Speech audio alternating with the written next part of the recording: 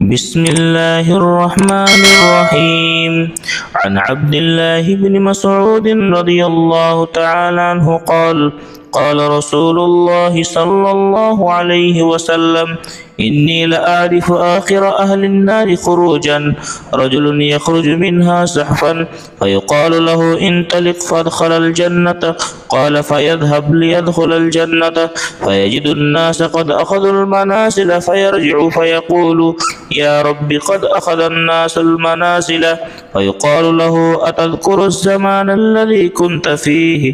فيقول: نعم. قال: فيقال له: تمنى. قال: فيتمنى. فيقال له: فإن لك الذي تمنيت وأشرة أزعاف الدنيا.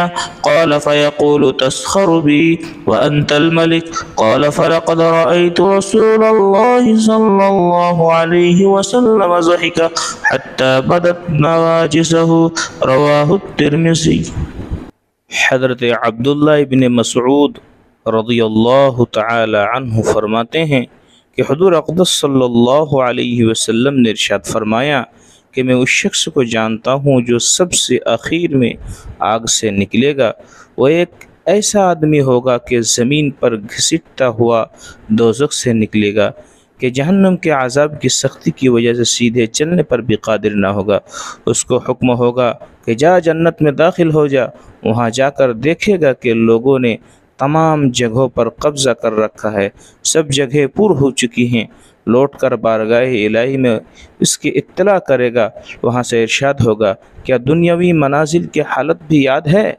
یعنی جب جگہ پر ہو جائے تو آنے والوں کی گنجائش نہ ہو اور پہلے جانے والے جنتی جگہ پر چاہیں قبضہ کر لیں اور بعد میں آنے والوں کے لیے جگہ نہ رہے۔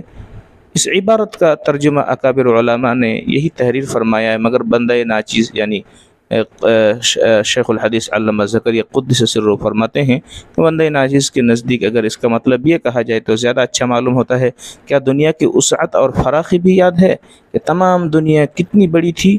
اور یہ اس لیے یاد دلایا کہ آئندہ تمام دنیا سے 10 گنا زائد اس کو عطا فرمانے کا اعلان ہونے والا ہے۔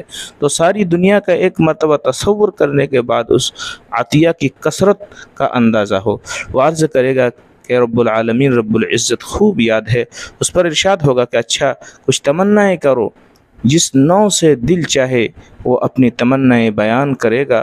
وہاں سے ارشاد ہوگا کہ اچھا تم کو تمہاری تمنائیں اور خواہشات بھی دیں اور تمام دنیا سے 10 گنا زائد عطا کیا جائے۔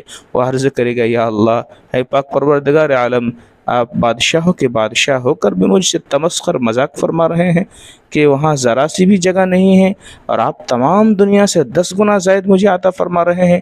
ابن مسعود رضی اللہ تعالیٰ عنہ فرماتے ہیں کہ میں نے حضور اقدس صلی اللہ علیہ وسلم کو دیکھا کہ جب اس شخص کا یہ مقولہ آپ نقل فرما رہے تھے تو آپ کو ہنسی آ گئی، حتیٰ کہ آپ کے دندان مبارک بھی ظاہر ہو گئے۔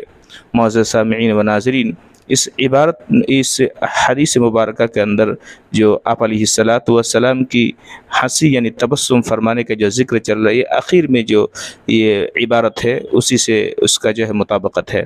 تو معزز ناظرین، الحمدللہ آقا مدنی علیہ الصلاۃ والسلام کی چونکہ شمائل بیان کیا جا رہا ہے، آپ کی سیرت صورت، آپ کے اخلاق، آپ کی کردار، آپ کی رفتار، آپ کی گفتار، تمام چیزیں اس شمائل ترمذی کے اندر امام ترمذی علیہ الرحمہ نے بیان فرمایا ہے۔ انشاءاللہ العزیز بندہ ناچز آپ حضرات کے روبرو مختصر انداز میں اس کے تشریح کے طور پر روزانہ ایک سبق کے طور پر انشاءاللہ آپ کے سامنے پیش کریں گے انشاءاللہ تعالی۔ لہذا حضرات دعا فرمائیں اللہ رب العالمین مجھے شمائل ترمذی کے مکمل طور پر آپ کے سامنے پیش کرنے کی توفیق عطا فرمائیں۔ تو معزز ناظرین، آج کے حدیث کا مختصراً خلاصہ یہ ہے کہ حضور اقدس صلی اللہ علیہ وسلم کا ہنسنا یا تو اللہ جل شانہ کے اس اکرام و انعام پر خوشی اور مسرت کی وجہ سے ہے کہ جب ایسے شخص کو جو جہنم سے سب سے اخیر میں نکالا گیا، جس سے اس کا سب سے زیادہ گنہگار ہونا بدیہی ہے، اس قدر زیادہ عطا و انعام ہوا تو سارے مسلمانوں پر بالخصوص متقی اور پرہیزگاروں پر کیا کچھ الطاف کی بارش نہ ہوگی، اور امتیوں پر جس قدر انعام ہو اتنا ہی تو حضور اکرم صلی اللہ علیہ وسلم کی مسرت کا سبب ہے۔ اور ممکن ہے کہ یہ ہنسی اس شخص کی حالت پر ہو کہ کس قدر عذاب اور مصائب برداشت کر کے تو نکلا ہے بیچارہ، اور پھر یہ جرأتیں کہ تمنائیں اور اللہ سے یہ کہے کہ آپ تمسخر کر رہے ہیں، آپ مذاق کر رہے ہیں۔ تو معزز ناظرین، اس بنیاد پر بھی آقا مدنی جناب محمد رسول اللہ صلی اللہ علیہ وسلم نے آخر میں یہ واقعہ نقل کرنے کے بعد اپنے مسکرایا، تبسم فرمایا ہے۔ والسلام علیکم ورحمۃ اللہ وبرکاتہ۔ ویڈیو کے نیچے سبسکرائب کے بٹن پہ کلک کریں، بیل کے آئیکن پہ کلک کیجیے تاکہ ہر نئی ویڈیو کی نوٹیفیکیشن آپ کو مل جائے۔